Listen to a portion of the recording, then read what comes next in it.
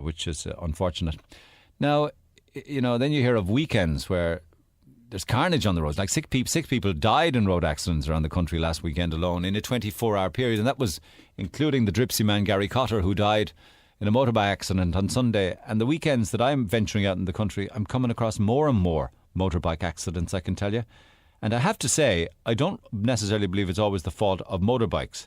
Now, they do speed and they do overtake and they do all sorts of crazy, nasty things. But a lot of the time, motor cars don't see them at T-junctions and things like that and at roundabouts, and that leads to quite an amount of injuries. But having said all that, back in 1998, the amount of people that died on the roads in Ireland was 458 in 1998. Check out the figure now for last year.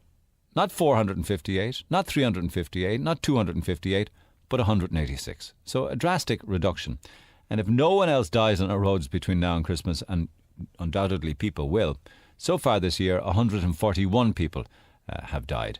Now, Ken Cash, the taxi driver and the author of Taxi Diaries, the legend that is Car 16, his own car, will acknowledge that my figures are correct, but would be worried that even talking about a reduction might make people complacent.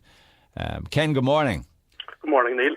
And with that in mind, you put together, your own recommendations as to how we could, you'd acknowledge that something somewhere is going right, that reductions are fairly large when you talk of 458 in 98 to 186 in 011. Definitely, the RSA are doing a good job. Yeah, they've halved it. They've more than halved it in the last 12 years. How do you think they've done it? Years.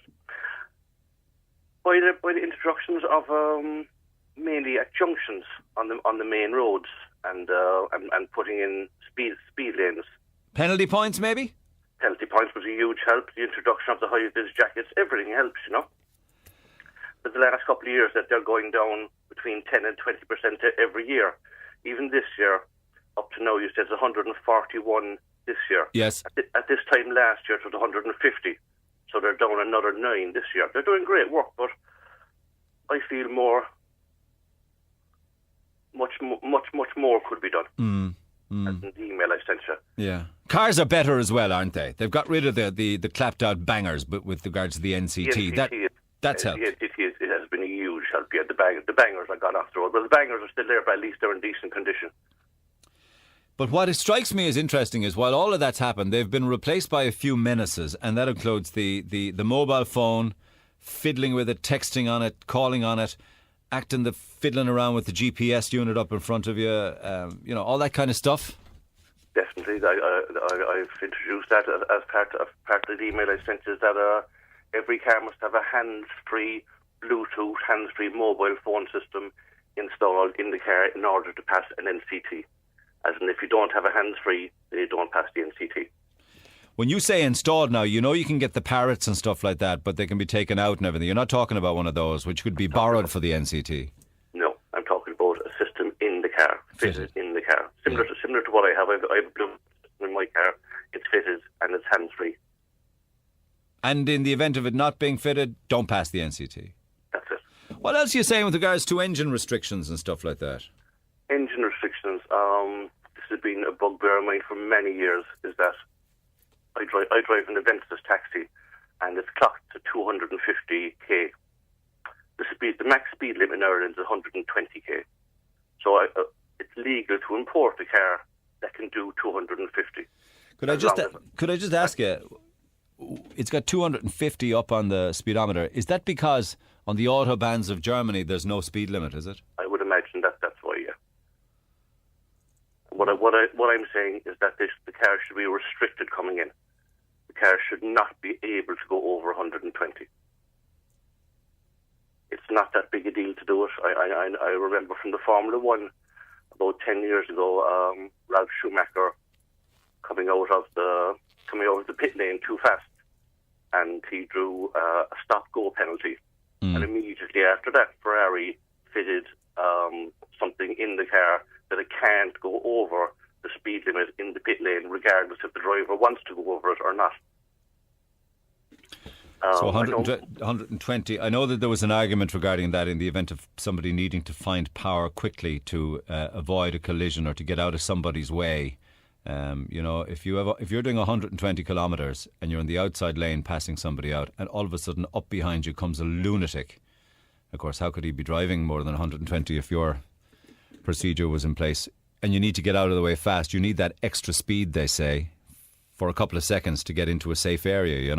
I agree with you, but I mean, you know yourself that the speeding on the roads is absolutely ridiculous. I mean, I drive a minibus in the mornings. The minibus can only do 100, and there's cars flying past me every morning up the Mallow Road. And do you find it anyway inhibiting that it can only do 100? No, it's fine. Yeah, you just got used to it. Just got used to it, yeah. Yeah.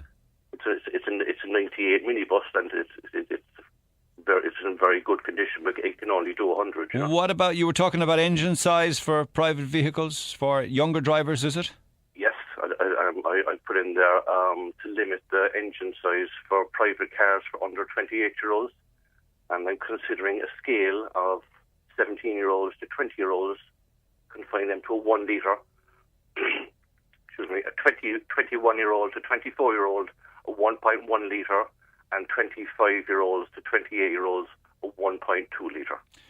Very little difference between a 1 litre and a 1.2 litre, in fairness. No, very little. But you're keeping 10 years of driving stuck inside in that small little area between 1 and 1.2 litres. Yeah. Yeah. And that would be for anyone with the full licence or a provisional licence, it doesn't matter. It doesn't matter. Okay. Yeah.